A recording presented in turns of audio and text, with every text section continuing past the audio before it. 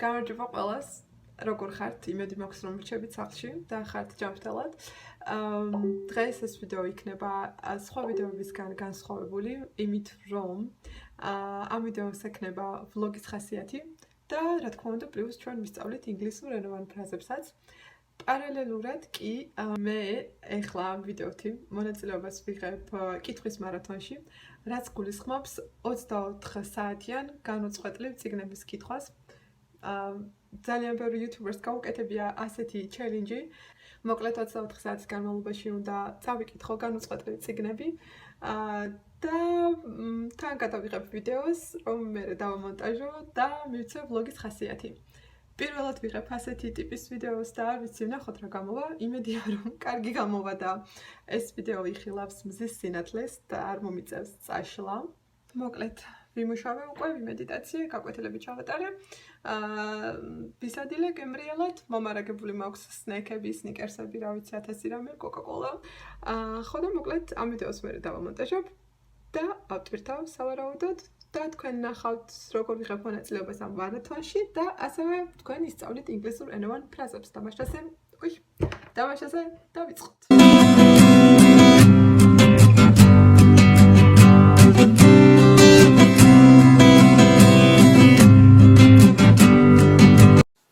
დღევანდელი მარათონისათვის შევარჩიე 6 წიგნი, თუმცა 6-ვეს წაკითხვას რამდენად მოვასწრებ არ ვიცი. ჩემი მიზანია რომ წავიკითხო სულ მცირე 4 მათგანი. ყველა წიგნის წაკითხვას ვაპირებ ინგლისურ ენაზე და ყველა ეს წიგნი შენახული მაქვს ჩემს განუყრელ მეგობარ Kindle-ში, რომელიც თან დამაქვს ყველგან და ყოველთვის.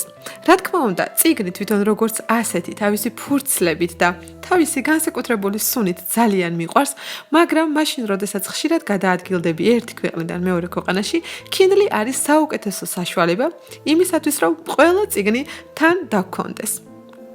ახლა კი მოდით ვისწავლოთ ის 3 ფრაზული ზმნა, რომელიც უკავშირდება რას თუ არა კითხვას.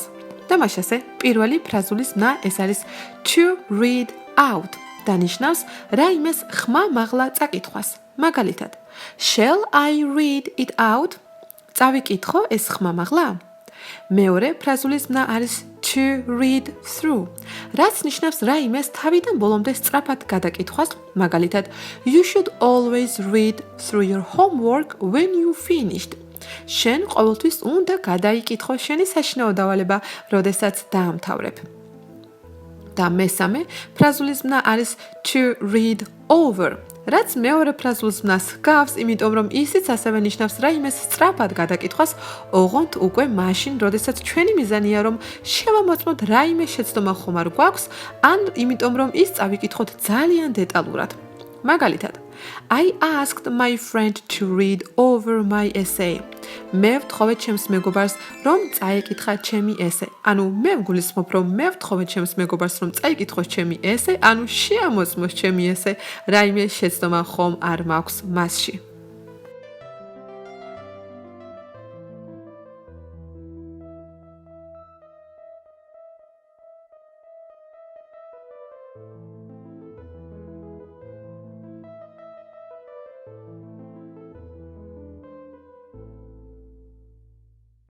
პირველი წიგნის წაკითხვა დავამთავრე. ცოტა იყოს მეძინება, იმიტომ რომ უკვე გვიანია და თან დღეს ვმუშაობდი, მაგრამ არა უშავს ერთი წიგნის წაკითხვას კიდე ვაპირებ, რომლის სახელი არის სოციალური მედიის მარკეტინგი სულელებისთვის. ესეც არის ინგლისურად, რა თქმა უნდა. ამ წიგნს წავიკითხავ, ნახევარს ამ ბოლომდე ვნახოთ და მე ალბათ დავიძინებ უკვე. ეს არის წიგნი ყველა იმ ადამიანისათვის, ვინც დაინტერესებულია, რომ სხვადასხვა სოციალური პლატფორმები გამოიყენოს მისი პირადი ბრენდინგისთვის. თუ თქვენ ხართ, ან თუ თქვენ გსურთ, რომ იყოთ ვლოგერი, ბლოგერი, იუთუბერი, მაშინ ეს წიგნი სწორედ რომ თქვენთვისაა, რადგან აქ თქვენ ამოიკითხავთ უამრავ საინტერესო რჩევებს და ტექნიკებს იმაზე, თუ როგორ შექმნათ და როგორ გააძლიეროთ თქვენი პირადი ბრენდი სხვადასხვა სოციალური ქსელების და სხვადასხვა სოციალური პლატფორმების დახმარებით. ახლა კი მე მინდა რომ ჩვენ ვისწავლოთ ინგლისურ ენაში ძალიან ხშირად გამოყენებადი 2 შეიძლება ითქვას შედარებით ახლად დამკვიდრებული სიტყვა და პირველი ეს არის digital nomads Digital nomads ქართულად სიტყვასიტყვით ითარგმნება როგორც ციფრული მომთაბარეები. ამ სიტყვებით ინგლისურ ენაზე საუბრისას მოიხსენიებენ ისეთ ადამიანებს, რომლებიც მუშაობენ ონლაინში და რომლებიც მოგზაურობენ ძალიან ხშირად. მაგალითად, მე ვამბობ, George and David are digital nomads. ჯორჯი და დევიდი არიან ციფრული მომთაბარეები და ამით მე ვგულისხმობ იმას, რომ მათი საქმიანობა დაკავშირებული არის ონლაინ ბიზნესთან, რაც მათ ხელს არ უშლის იმაში, რომ იმოგზაურონ რაც შეიძლება მეტი, რადგანაც მათ შეუძლიათ მუშაობა მსოფლიოს ნებისმიერი წერტილიდან. და მეორე სიტყვა, რომელიც მე მინდა რომ ჩვენ ახლა ვისწავლოთ, ეს არის სიტყვა entrepreneur, რომელიც ქართულად ნიშნავს მეწარმეს და მას ასევე თარგმნიან როგორც ანტრეპრენორი. Entrepreneur ნიშნავს ისეთ ადამიანს, რომელიც თავისი ბიზნეს საქმიანობით წყვეტს რაიმე საზოგადოებაში არსებულ პრობლემას და ასევე რა თქმა უნდა მას აქვს შემოსავალი. ანუ entrepreneurs ეძახიან ისეთ ადამიანს, რომელიც თავისი საქმიანობით დადებით კვალს ტოვებს საზოგადოებაში. მაგალითად, Oprah Winfrey is one of the most famous entrepreneurs in the world. Oprah Winfrey არის ერთ-ერთი ყველაზე ცნობილი ანტრეპრენორი მსოფლიოში. მეორე წიგნის კითხვაც დავამთავრე. უკვე მოვწესრიგდი, ეხლა მზად ვარ რომ ცოტა ხნით დავიძინო, დავისვენო. თვალებზე პაჩებიც დავიდე, მგონი პაჩები ქვია ხო ამას. დავასვენებ ეხლა ცოტა თვალებს, მეც დავისვენებ და ხვალ გავაგრძელებ უკვე მარათონის მეორე ნაწილს. გავიღვიძე უკვე, მეძინა 6 საათი, ძალიან კარგად მეძინა, ისეთი დაღლილი ვიყავი რომ უცებ ჩამეძინა. ეხლა ვაპირებ რომ ცოტა ვივარჯიშო, მერე ვიმედიტაციებ, მერე ვისაუსმებ და მერე ისევ შევუდგები კითხვას. ინგლისურად ვარჯიში არის to work out, მაგალითად, I work out every day. მე ვარჯიშობ ყოველ დღე. თან ვისვენებ ცოტას და თან აქვე გავაგრძელებ კითხვას. დავიწყე მესამე წიგნი, რომლის ავტორები არიან ჯერი და ესტრ ჰიქსები და წიგნის სახელი არის ითხოვე და მოგეცემა და მასაც ვკითხულობ ინგლისურად ask and it is given. ქვია მას ინგლისურ ენაზე. ცოტა სწავლიკითხავ, 1 წუთი დავისვენებ და მერე გავაგრძელებ ვარჯიშს. თუ თქვენ გაქვთ ნანახი ფილმი The Secret, საიდუმლო და ეს ფილმი მოგეწონათ, მაშინ თქვენ ეს წიგნი აუცილებლად უნდა წაიკითხოთ. იმიტომ რომ სწორედ ამ წიგნის ავტორების ჯერი, ესთერ და აბრაჰამ ჰიქსების სწავლებების მიხედვით არის გადაღებული ფილმი საიდუმლო, ანუ The Secret. წიგნი, რომელსაც მე ახლა ვკითხულობ, მიეკუთვნება ისეთ ჟანრს, რომელსაც ინგლისურად ჰქვია spirituality.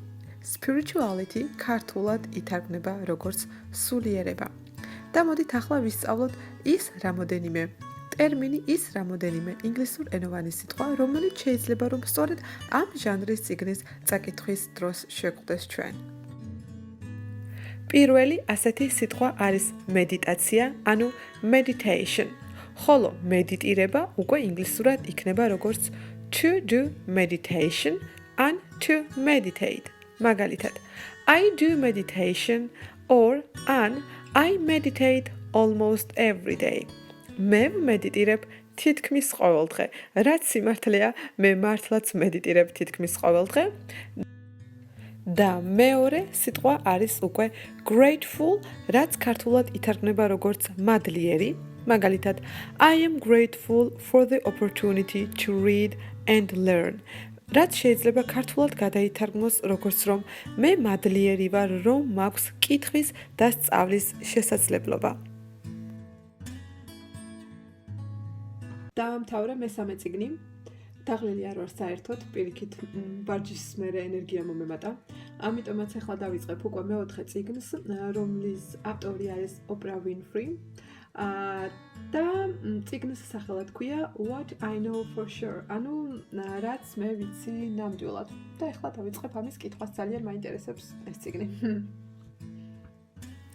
ოპრა ვინფრი ამ წიგნში მკითხველს უზიარებს იმ რჩევებს, რომლებიც მათ დაეხმარებათ საკუთარი თავის ხელახლა აღმოჩენაში, მიღებაში და კარიერულ და პირად ურთიერთობების გაუმჯობესებაში. ეს წიგნი მიეკუთვნება იმ ჟანრს, რომელსაც ინგლისურად ჰქვია self-improvement, ანუ თვითგანვითარების წიგნები. ახლა მოდით ვისწავლოთ ის რამოდენიმე ტერმინი და სიტყვა, რომელიც შეიძლება რომ სწორედ ასეთი ჟანრის წიგნების კითხვის დროს შეგხვდეს ჩვენ. პირველი სიტყვა არის coach, რომელიც ქართულად ითარგმნება როგორც მწვრთნელი, ტრენერი, თუმცა 21 საუკუნეში მან ასევე შეიძინა სხვა დატვირთვა და ახლა უკვე coach ნიშნავს მასწავლებელს, რომელიც შეიძლება იყოს ფსიქოლოგი ან ნებისმიერი სხვა პროფესიის ადამიანი, რომელმაც თავის საქმიანობაში უკვე მიაღწია წარმატებას და ახლა უკვე ის სხვას უზიარებს, რჩევებს და სხვას ეხმარება, რომ გახდეს წარმატებული როგორც კარიერულ, ისე პირად ურთიერთობებში. მაგალითად, მე შემიძლია ვთქვა, რომ Tony Robbins is my favorite coach.